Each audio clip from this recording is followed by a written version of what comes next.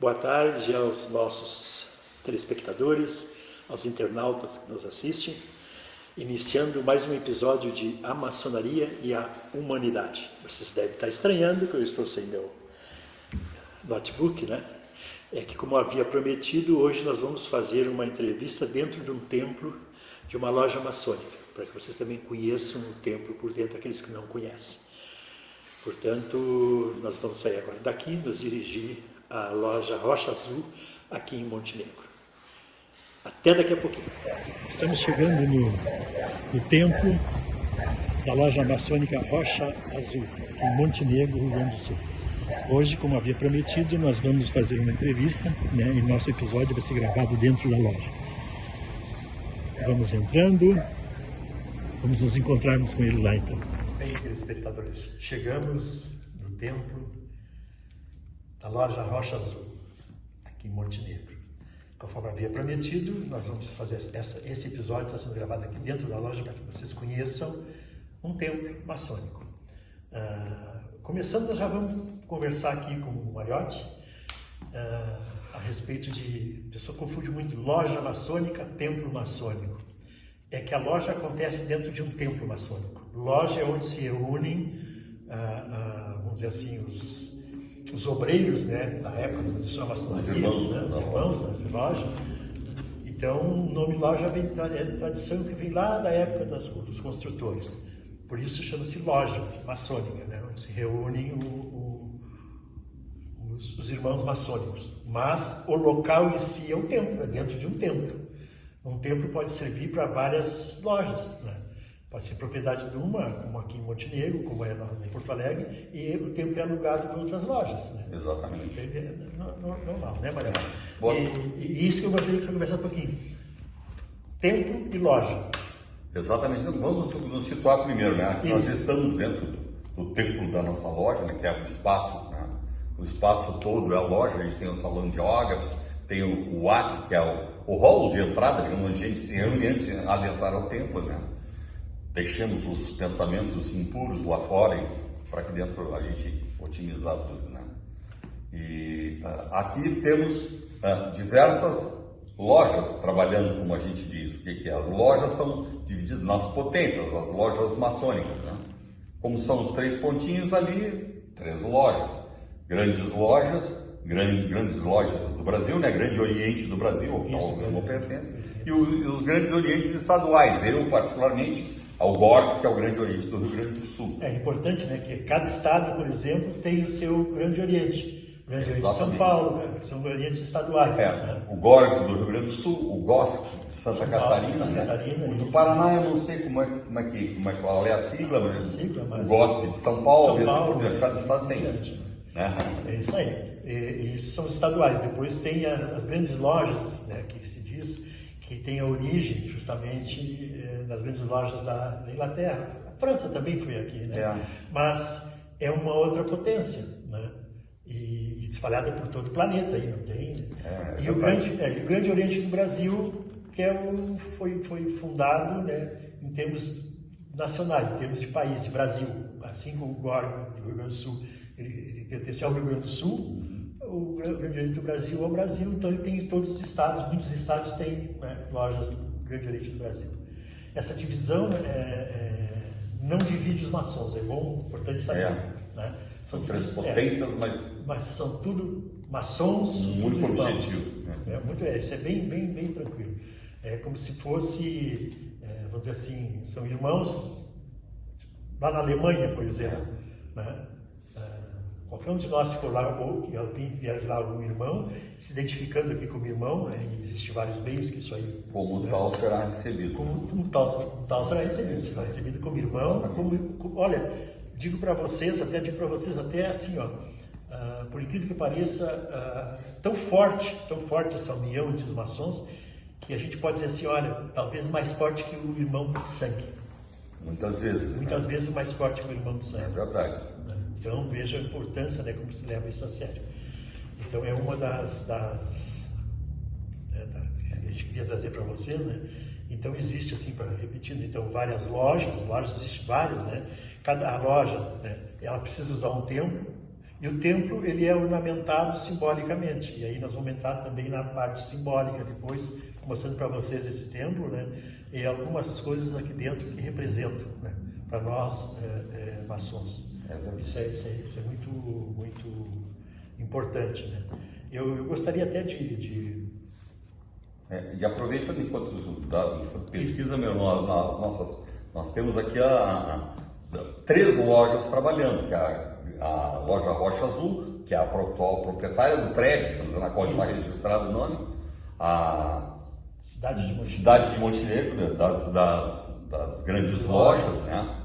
E temos ainda a de São Sebastião do Caí, eu também não estou República Rio Grandense. A loja República Rio Grandense, que é de São Sebastião do Caí. Todas elas trabalham em dias diferentes, claro, tem a sua sessão aqui no templo. O Marati estava comentando, nosso irmão, existem várias lojas aqui em Montenegro, temos 3 lojas. Ele comentou a cidade de Montenegro, República de Montenegro, né? República Rio Grandense. República Rio Grandense. E a cidade de Montenegro. A cidade de Montenegro. E a Rocha Azul. E a Rocha Azul, que é aqui estamos agora. Estamos agora, proprietária desse templo. Isso, então, são lojas. Agora, existe também, né, cada uma pratica um ritual, né? Porque elas são simbólicas. Vocês estão vendo aqui dentro, depois nós vamos mostrar alguns detalhes. Bastante simbolismo. E o simbolismo, a gente sabe que a importância do simbolismo. Primeiro, pela história que traz, né? A história de si que traz. Não deixa a gente esquecer a história com os símbolos, né? Segundo, a própria associação de ideias, né? Quando tu quer gravar alguma coisa no teu subconsciente, quer sabe, praticar aquilo, tu associa aquilo que tu aprendeu a um símbolo, né? É verdade. Associação de ideias. Associou aquilo, tu vai lembrar do símbolo, tu vai lembrar do que tu estudou, tu vai lembrar do que tu estudou, lembrando do símbolo. Uma coisa traz para a outra. Eu até vou dar um exemplo aqui, meio para ter uma ideia. Fui professor muitos anos na faculdade de elétrica, engenharia elétrica, e eu tinha sempre assim muito cuidado com uma emenda de cabo, para vocês terem uma ideia. Então eu usava assim para impactar os alunos, uma pessoa, né, um boneco enforcado, e ao lado uma emenda mal feita. Então, associava o perigo de uma emenda mal feita, né? Então aquilo ali eles impactavam, eles lembravam do bonequinho lá enforcado. Fazia uma boa emenda. Daí eles, sabe, eles lembravam da matéria toda, inclusive como realmente se fazia uma emenda de cabo. Então, o simbolismo foi muito importante. E a maçonaria tem bastante simbolismo. E traz simbolismo de centenas de anos. Né? Então, símbolos que não vão mudar, que são landmarks, se chama aquilo que não mudam. Né? Então, isso é importante. E nós temos, então, os ritos. Os ritos é como nós usamos esse símbolo, como nós interpretamos esse símbolo dentro de uma loja, enfim. Aí entra numa área que é nossa, do irmão maçom. Né? Mas são ritos. A nossa loja, a Rocha Azul, trabalha no rito escocês antigo e aceito, ao qual o nosso irmão já pertenceu. Isso. É o rito que eu... E hoje... Eu pertenço ao rito Adonidamita. Né? Aliás, estamos pretendendo que a loja, né, do Grande Oriente do Brasil venha e abra uma loja aqui para trabalhar também. Já a documentação está já a caminho. Né? Fomos atrapalhados pelas enchentes aí, todos esses eventos que nos atrapalham. Os ritos, são vários ritos, né? E as lojas têm autonomia, né? Elas têm totalmente autonomia dentro da própria potência delas para escolher o rito. Tá certo. Tem essa autonomia. Então vai encontrar a loja do Grande Oriente do Brasil com o rito escocês antigo e aceito, como vai encontrar com o rito Adonidamita e outros York. São vários ritos. E rito, na realidade, para que vocês entendam o rito, é um ritual normal, vamos dizer assim, é como se usa esses símbolos, como se interpreta, como se usa, está dentro de um ritual. Né? Procedimento dentro de uma loja, como se na entrada da loja. Né? Eu diria que eu acho que eu tenho até um exemplo bom. Isso. A gente pode pensar isso como um sotaque de cada localização. Isso. Né? O sotaque nordestino, o sotaque baiano, o sotaque paulista, o sotaque gaúcho. Né? Inclusive agora no período da Semana Farroupilha, temos uma sessão Farroupilha com termos todos agauchados, digamos, né? Isso. Então, o Deus, né? No caso, o grande arquiteto do universo, nós passamos a chamar de grande, né, o patrão. O patrão maior. O patrão do céu, né? Patrão do céu, e assim vai. Aqui ficam os capatazes, solta capatazes, conforme os cargos que tiverem em loja. Isso é importante, boa lembrança. Fica com um sotaque, assim, até está se estudando, criar um rito gaudério, digamos assim. Né? Quem sabe? Então veja bem assim, são momentos em que a loja, os trabalhos da loja são abertos ao público, né? E nesses momentos festivos, né? Então, Semana Farroupilha tem lojas que fazem homenagens, enfim, então é aberto aos parentes, maçons, amigos, pode ser convidado, né? A loja é aberta ao público nesses eventos, né? E um deles é justamente o nosso aqui no Rio Grande do Sul, que é o 20 de setembro, né? São Farroupilha. Inclusive a gente faz a apresentação de loja, existe alguns declamadores, toca um acordeão. Muito bonito. Então, muito bonito o evento, né?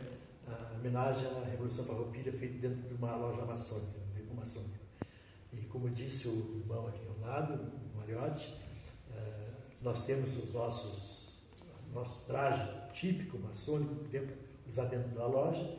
Muitos já conhecem através da internet, tem lojas que abrem, né? Mas enfim.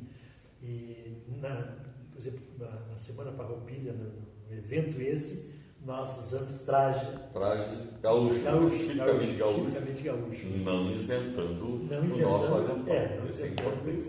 O avental maçônico é obrigatório dentro de loja, né, em trabalho. Mas usamos tipicamente, né, de gaudério mesmo. Né? É muito bonito essa sessão. Inclusive ali em Porto Alegre, no Borges, no parque, lá eles estão fazendo agora, não. Tem lá, vai ter sessão maçônica lá, aberta. Se alguém interessar, eu teria que pesquisar para ver. Você vê que o dia 20 é amanhã, já devem ter feito essa a nossa foi... Mas, para que conste, né? A nossa loja em Porto Alegre, a do Golpe, do Brasil, Oswaldo Nunes, o nome da loja, foi feita ontem a homenagem. Ontem foi sessão... ontem. Alusiva. Quarta-feira foi a sessão alusiva à Semana Farroupilha. Então, nós normalmente citamos assim, a loja branca, né? Branca porque entra, né?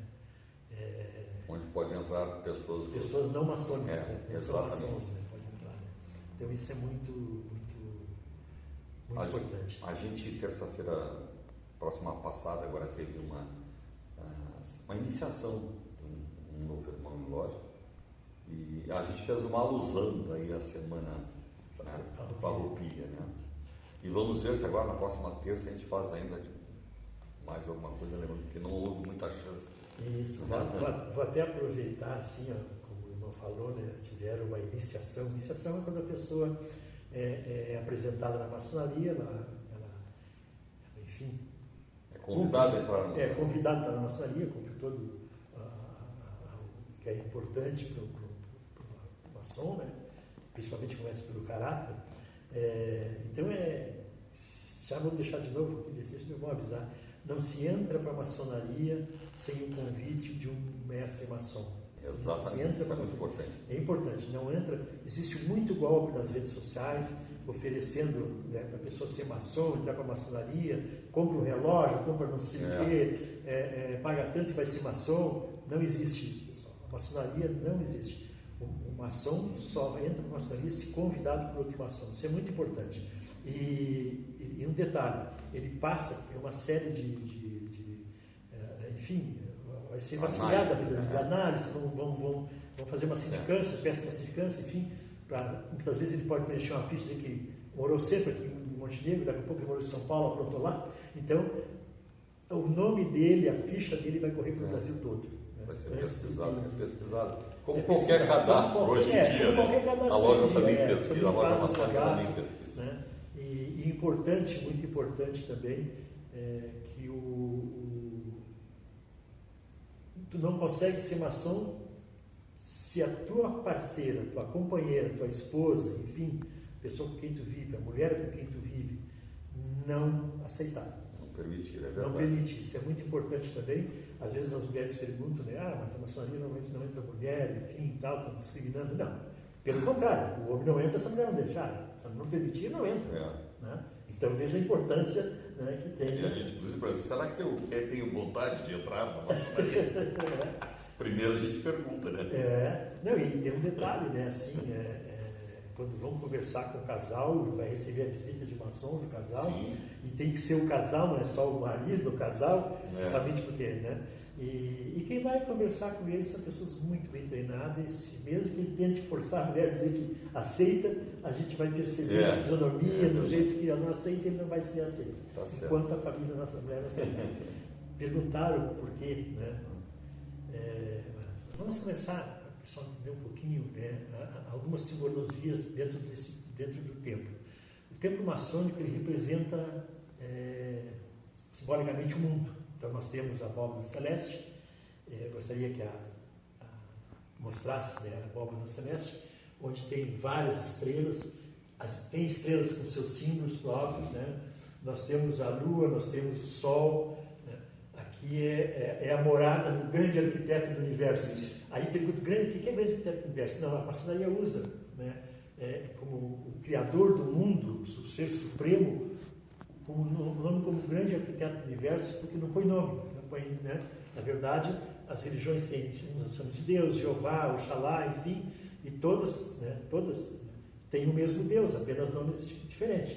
Então a maçonaria, como dentro da maçonaria, ela não é religião e ela aceita religiões de todos os, né, segmentos, ou seja, o maçom pode ser católico, pode ser evangélico, pode ser da religião de Umbanda, enfim, né? O maçom... Ele tem que crer no seu superior, Deus. E né? para que não se diga Deus ou Alá, Oxalá, se diz o grande arquiteto do universo, justamente, que engloba todos. Engloba todos. E todos nós sabemos o que faz um arquiteto? Cria. Né? E o grande arquiteto do universo foi quem criou esse universo, que é o nosso ser supremo maior. Né? Então isso é importante. Então nós temos então, a abóbora celeste. Claro, né? Cada estrela aqui tem sua posição certa, ela tem o seu nome próprio, né? Cada símbolo colocado no céu, vamos dizer assim, né? No universo aqui. O céu contrasta com o nosso chão, né? Digamos assim, que é em todo quadriculado, preto e branco, justamente nos mostrando as diferenças da vida de hoje, né? O contraste do bem e do mal, né? Da luz e do escuro, né? Das trevas, digamos assim. Então sempre tudo é uma representação simbólica, né? E a gente anda sobre isso. Claro. Do Oriente, onde está o trono de Salomão, digamos assim, né? Ao Ocidente. Né? O Sol nasce no Oriente e se põe no Ocidente. Muito bacana. E é importante assim salientar, a gente fala assim preto e branco, claro, também puxa muito para o mal, para o bem e tal, mas não vamos vincular o mal no preto, nem o bem no branco, mas vamos vincular... Ao contraste. Ao contraste. Ao contraste. Assim Sempre tem o bem e tem o mal. Sim, né? Qualquer coisa na vida. Qualquer coisa na vida, né? Então, o preto e o branco representam o contraste. O contraste. O mundo é feito de contraste. E se aprende muito justamente com o contraste. Exatamente. O contrário é que se aprende. Né? Então, é importante... Se fosse a mesmice, não teria tanta graça. Não teria... Né? Então, na verdade. Então, tudo que existe nesse universo... a gente deve não contestar, mas questionar o porquê, questionar para aprender, questionar. Né? Então, isso é importante, a gente questionar a nossa própria vida, o nosso próprio eu. Aliás, o que é mais importante, né, é nos questionarmos. É verdade. Nos questionarmos. Né? E até onde a gente está dando certo, até onde... Né? Enfim, porque cada um tem sua verdade, né, Mariotti? Cada um tem que é o objetivo da maçonaria primeiro, digamos assim, né? Melhorar o caráter humano, né?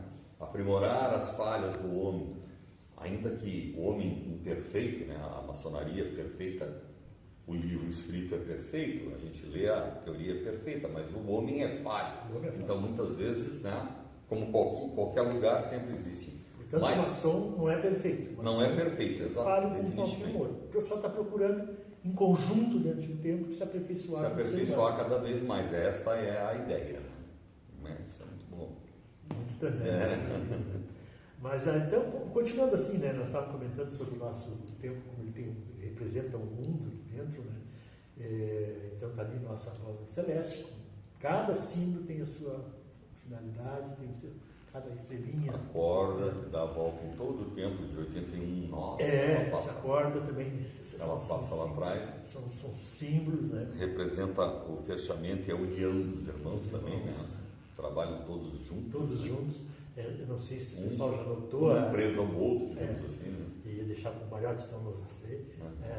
Porque o templo maçônico não tem janela. Não tem janela, para que não vejam, né, os processos. Vamos tentar explicar isso. Há muitos anos atrás, a gente fala no templo de Salomão, no trono de Salomão, né, ele tinha um arquiteto que é o nosso, digamos, exemplo Irã Bife, né? E eles detinham conhecimento.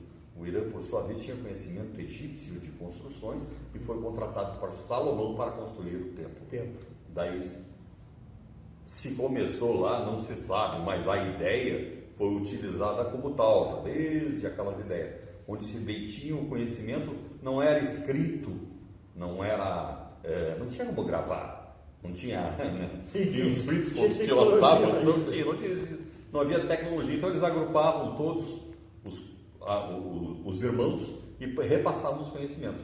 E de geração em geração passavam de boca a boca as instruções, né? Por isso que se fala a respeito, né, de se manter o conhecimento do trono de Salomão, onde tem a sabedoria, né? E se detinha o conhecimento desde então. Eu acho que é aí que a partir dos anos 1700 e pouco que começou a aparecer algumas escritas, que é quando se fala na fundação oficial, digamos assim, da maçonaria, né? Antes disso não se tem grandes, se tem muito conhecimento, mas passado de boca em boca. Perfeito. E complementando então a falta de janela também, né? Tem um detalhe que isso veio e se perpetuou na maçonaria, né? Até porque a gente concentra muita energia aqui dentro, isso é muito importante. Alguns símbolos dentro do templo maçônico. E agora nós estamos mostrando as duas colunas. Eu vou pedir então que o João Mariotti nos explique a função, cada coluna, o que representa cada uma dessas duas colunas. Como nós estamos falando, isso aqui é uma representação do mundo, né? Tudo é uma simbologia. Então nós temos a coluna do sul, onde tem a escrita letra J ali, e a coluna do norte, onde está a letra B. Uma representa a força e a outra representa a beleza. Vocês viram, né? Depois a gente vai fazer um panorama geral da loja, aqui do templo, naquelas colunas, em cima das colunas, e depois quando se fizer um panorama também, você dá uma reparada, existe umas frutas chamadas romã. Todo mundo conhece a romã. A romã é uma fruta, é uma das únicas frutas que ela só existe, ela é composta por sementes. Ela é composta por todo um monte de sementinha. Ela não tem, porque os outros têm poucas, não. É tudo sementinha. Tudo sementinha. Então, isso representa para nós, né, na maçonaria, a simbologia da união. Porque não tem frutas se não tiver a união das sementinhas. Exatamente. Né? Não tem maçonaria se não tiver a união dos maçons. Exatamente. Então, eu até gostaria que tu comentasse alguma coisa a respeito da... Essas sementinhas unidas como tal, né, dentro de um invólucro, que é a fruta, que é a casca da fruta, né, representam os irmãos, a união dos irmãos, né? Todos ali juntos representam a nossa união da maçonaria. Né? A maçonaria, né? Não tem fruta sem sementinha, né? Mais um detalhe ainda, nós temos a coluna do norte e a coluna do sul, representam também, né, e quem as controla, o templo de Salomão, onde fica o venerável mestre, né? Na coluna do norte nós temos o irmão primeiro vigilante, que ele auxilia o venerável, e o irmão segundo vigilante, que controla a coluna do sul, literalmente, né? A gente divide os hemisférios em Oriente e Ocidente, e coluna do norte e coluna do sul. Perfeito. Como se for uma loja digamos, não é uma loja, como é que eu vou explicar? Um ambiente de trabalho muito grande. Isso. Naquele tempo não havia WhatsApp, nem microfones. Não. Então, o grande mestre, digamos assim, o mestre da loja, passava a orientação para o primeiro vigilante, e esse repassava aos irmãos do seu lado, e depois ele repassava para o segundo vigilante, os vigilantes, o termo segundo, é o cara que vigia os obreiros, os trabalhadores, que vigia e conduz eles, né, bem claro. E esse repassava para o irmão segundo vigilante, né, que é a coluna, a coluna dos aprendizes, né, e eles ali então também eram orientados. Né? Isso é importante, né, na primeira, segunda vigilante, enfim. É que a maçonaria, nós temos três graus, né, na maçonaria simbólica, né, que seria assim, o aprendiz quando ele entra, ele passa a ser maçom, passa por uma série de mações até que ele, então, ele é considerado maçom, né? Então ele é aprendiz maçom, já é maçom, já é considerado maçom, enfim, né, aprendiz, está aprendendo. Depois nós temos o companheiro, que é o segundo. Esse seria o segundo grau. O companheiro, ele já deu mais um passinho. Exatamente. Né? E depois vem o mestre. Né? Então, quando ele já está bem orientado, enfim. E o segundo vigilante, por exemplo, ele cuida da coluna do lado onde estão os aprendizes. Exatamente. Né? Isso é importante. Ele vai orientar os aprendizes. Né? E a outra coluna oposta fica o primeiro vigilante, que é o que vai orientar os companheiros. Aliás, há pouco tempo eles estão trocando essa nomenclatura de coluna do norte, coluna do sul. Na verdade, o que nos interessa aí é a orientação dos vigilantes. Né? Aqui agora nós temos a pedra bruta ali junto à mesa do irmão primeiro vigilante e a pedra polida, portanto estão trocados nos dois lugares, mas isso não significa muito. O que nos interessa são os graus. São os graus. O aprendiz maçom é aquele, a gente fala em pedra bruta, que é a pessoa que vem nua e crua da rua, que vai ser instruída, ensinada ou encaminhada nos caminhos filosóficos, né? Digamos, melhorados assim. Já o companheiro é o intermediário entre o aprendiz e o mestre, né? É o cara que ajuda o outro, já tem algum conhecimento, já pode desenvolver algum trabalho mais elaborado, né? Eu diria assim, para ficar bem mais tranquilo, né? Porque ele está falando para pessoas que não são maçons. É complicado. Então, assim, eu vou considerar assim, o aprendiz a criança, o companheiro adolescente e o mestre adulto. Exatamente. Né? Então, é mais ou menos assim, quer dizer, o adolescente cuida do irmãozinho lá, que é criança, né? O mestre cuida do companheiro, até ele se tornar o adulto mestre. Enfim, mas é essa faixa, né? De aprendizado também é assim. Está gatinhando o aprendiz dentro da maçonaria. Exatamente. Né? Então ele precisa muito, orientação, muito, né? Depois esse companheiro já deu um passo mais acima e depois vem o mestre maçom. Sempre lembrando, vou repetir mais uma vez, não se entra na maçonaria sem ser convidado pelo mestre maçom, para ser reconhecido no mundo todo como maçom. Como maçom.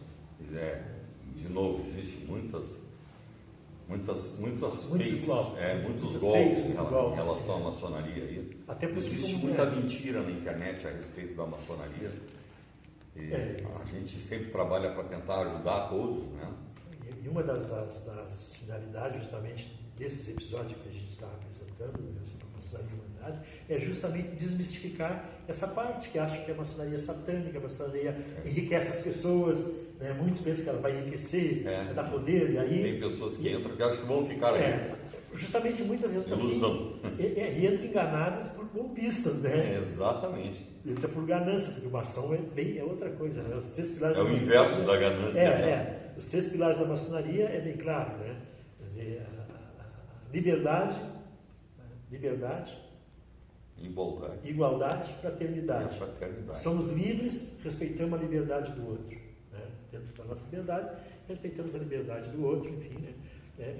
Somos fraternos entre nós, né? Os irmãos. Os irmãos, né? São fraternos, né?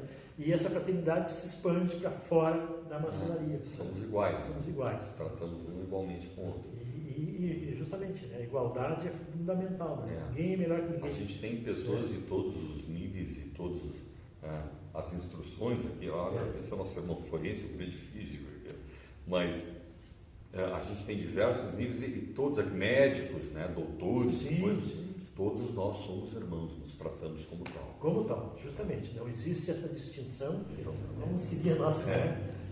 depois que nós terminarmos aqui o episódio, você vai fazer um apanhado de toda a loja detalhada, assim, para que vocês realmente vejam como é, né? Isso é importante. E como disse o Mariotti, nosso irmão aqui, a gente tem uma sala lá, porque a gente deixa todos os problemas lá fora. O mundo assim, eu quero comentar isso porque isso é muito importante, não só dentro da maçonaria, mas na vida de cada um de nós, cada um de vocês. Veja bem, quanto é importante a energia, e isso eu posso dizer com conhecimento de causa. Tenho doutorado em física e a minha tese foi justamente o efeito das energias, tanto eletromagnéticas quanto magnéticas, sobre o meio ambiente e os seres vivos. Então, veja bem, quando se vai entrar, se faz um tempinho lá, um minutinho de silêncio, se entrar no templo, né, maçônico, e o que eu, pelo menos, recomendaria, né, a pessoa pensar? Tenta trazer lembranças boas, deixa os problemas, esquece, lembranças boas, coisas que te deixaram felizes, para que tu entre energizado no centro, né? E, por incrível que pareça, isso é ciência, cada um com energia boa, soma-se, cria-se o que a gente chama de egrégora, não é nada mais, nada menos do que a soma das energias, como uma estação de rádio. Ela emite uma potência, né? E ela atinge lá um X local. Mas se tiver duas estações na mesma potência, soma-se as potências. Então, cada ser humano junto, com o mesmo pensamento, aquela união de pensamento bom, de querer o bem, enfim, ele soma essas energias boas. Somam suas energias. E fica, inclusive, impregnada nas paredes, nos objetos aí, fica impregnada. Dá para testar isso e medir, né? Tranquilamente, cientificamente, fica, né, energia por um bom tempo. Então, para deixar os problemas de lado, para você entrar no ambiente, procura lembranças boas. Procura ter lembranças boas. Você quer conseguir alguma coisa, tem um sonho, procura imaginar e enxergar aquilo acontecendo, na sua imaginação. Aquilo vai para o subconsciente, lá fica gravado e ele fica cobrando do próprio universo. Então, é uma forma da pessoa, né? Na introdução, quando a gente para no átrio, antes de entrar no templo, o nosso mestre de cerimônias, o irmão, nos lembra: deixemos aqui todos os nossos problemas profanos, né? Tenhamos só bons pensamentos, que resulte em honra e glória ao grande arquiteto do universo. Então, isso é muito importante. Muito importante, né? Muito mesmo. E para ter uma ideia, assim, vocês não têm uma ideia de como a gente sai desse tempo. Depois bem, como sai bem, como sai com uma energia assim, muito forte. Leve, né? Isso é muito bem. Mas é muito sensacional, né? Para vocês terem uma noção assim, de energia, só para encerrando, procure assim, vocês vão à missa, vocês entram numa missa, falar uma missa, pode ser num templo espírita, não importa, vocês estão procurando dentro de uma religião, por exemplo. Vocês entram, vocês vão procurar alguma coisa lá dentro. Quando você sai melhor do que entrar, isso é normal, sabe? Agora, entra numa igreja, por exemplo, eu falo numa igreja porque é por causa do tempo, entra numa igreja, 2h30, 3 depois da missa, senta lá, ela vazia, e vê que paz tu sente, que paz de espírito. Ou seja, a energia ali dentro ficou impregnada melhor ainda do que quando... Já não foi na igreja rezar quando não havia ninguém, justamente, né? Ou muito poucas pessoas, muito bom, né? Muito bom, muito saudável, ali está concentrada uma egrégora muito boa. Né? Porque justamente esse pessoal saiu melhor do que entrar. Exatamente. Durante a missa eles estão procurando se consolar, estão procurando, sabe, ajuda, estão procurando, mas depois que sai confortado. Então deixa uma energia lá dentro fabulosa, né? Então isso é importante. Olha, aqui os dias da semana que funciona a Rocha Azul. Às terças-feiras. Às terças-feiras, às 20 horas. 20 horas. Às segundas-feiras, às 20 horas, também temos sessão. Como eles são intercaladas as duas lojas, às segundas-feiras, a loja Cidade Montenegro em uma segunda-feira e na próxima, então, a República Rio-Grandense. Já a loja Rocha Azul tem todas as terças-feiras. Todas as terças-feiras. Isso eu estou achando importante para os maçons aqui de Montenegro, né? Se porventura quiserem vir, né? Se visitarem. Sintam-se convidados. Isso é importante, às vezes visitar outros ritos, outras lojas, outras potências. Isso também é aprendizado maçônico. Né? E é muito saudável. Dias atrás veio uns irmãos de Porto Alegre, eles são Lampert, nós temos uma rua aqui, Lampert. O nosso segundo venerável mestre da loja maçônica no ano de 1945 ou 47, tem que olhar ali na frente, era o pai de um, então estava o pai, que foi um ex-venerável nosso, o filho, que estava nos visitando, e o neto, que era irmão do pai dele, uma coisa bem assim, mas de irmão em maçonaria, né? Vieram aqui e se emocionaram demais. Sabe, Maurício, eu queria que pareça, a minha família está na 4ª geração de maçons. Ah, que bacana isso. É lindo isso, na 4ª geração. Agradecendo a audiência e deixando agora com a cinegrafista que vai nos mostrar para vocês o tempo. Vai fazer uma geral aqui, né? Uma filmada geral no tempo. Até a próxima oportunidade. Até a próxima.